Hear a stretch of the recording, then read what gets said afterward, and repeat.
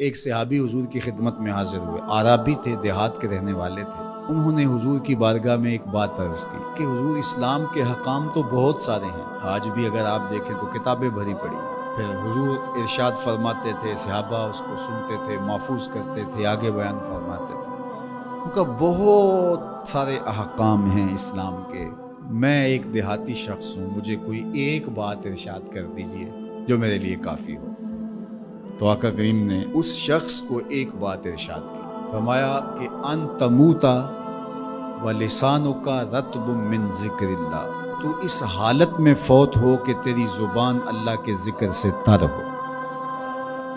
100 باتوں کی ایک بات ارشاد فرما دی، ان تموتا ولسانک رطب من ذکر اللہ، تو اس حالت میں انتقال کرے کہ تیری زبان اللہ کے ذکر سے تر ہو۔ میں اور آپ اپنی زندگی اس طرح سے گزاریں کہ موت اچانک آئے یا طبی موت آئے، جس حالت میں بھی ہمیں موت آئے تو ہماری زبان عادی ہو اللہ کے ذکر کی، ادھر سے سانس ٹوٹ رہی ہو اور ادھر لبوں پر اللہ کا نام جاری۔ جس شخص کا آخری کلمہ لا الہ الا اللہ ہوا، اللہ اس کو جنت میں داخل فرماتا ہے۔ اور کتنے خوش نصیب لوگ ہوتے ہیں کہ مرتے ہوئے جن کے لبوں پر اللہ کا باقاعدہ نام آتا ہے، اللہ کا ذکر ان کے لبوں کا وظیفہ ہوتا ہے۔ اور کچھ لوگ ان کو تلقین بھی کریں تو زبان پہ اللہ کا نام نہیں آ پاتا۔ اور ان میں سے ایک وہ شخص جو شراب کا عادی ہے یا کسی بھی نشہ آور چیز کو لیتا ہے، تو ایسے شخص کو مرتے ہوئے کلمہ نصیب نہیں ہوتا۔ جو اس کو دنیا کے اوپر سزائیں دی جاتی ہیں، ان سزاؤں میں سے ایک سزا یہ ہے کہ مرتے ہوئے اس کے لبوں پہ کلمہ نہیں آتا۔ اور علماء نے یہ بھی لکھا ہے کہ جو بے نماز ہے، نماز نہیں پڑھتا، مرتے ہوئے اس کے لبوں پہ بھی کلمہ جاری نہیں ہوتا۔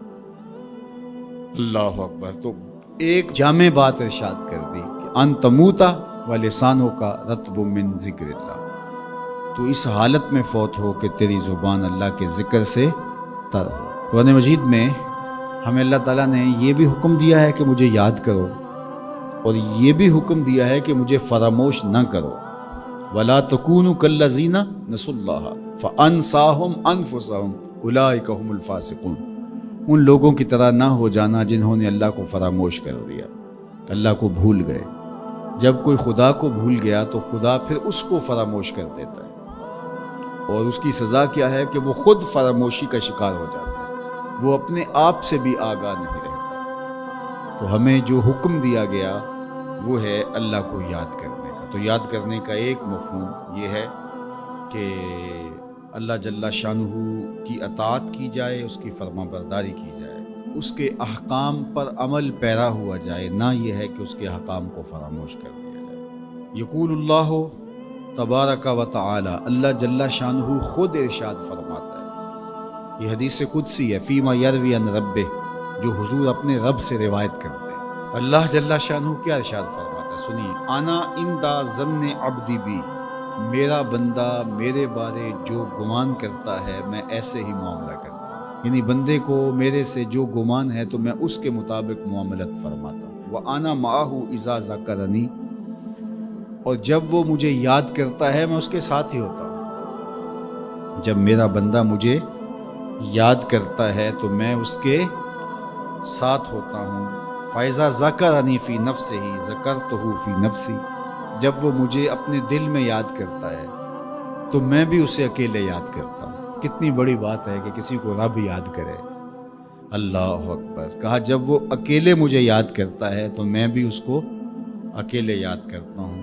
وَإِن ذَكَرَنِي فِي مَلَئٍ ذَكَرْتُهُ فِي مَلَئٍ خَيْرٍ مِّنْهُ، اگر وہ مجھے مجمع میں یاد کرتا ہے، لوگوں کے ہجوم میں یاد کرتا ہے، تو میں بھی اسے مجمع میں یاد کرتا ہوں جو اس مجمع سے بہتر ہے، اس اجتماع سے بہتر ہے۔ یہاں نیک بد گناہ گار سارے طرح کے لوگ ہیں، لیکن میں فرشتوں کے اجتماع میں یاد کرتا ہوں۔ اللہ اکبر۔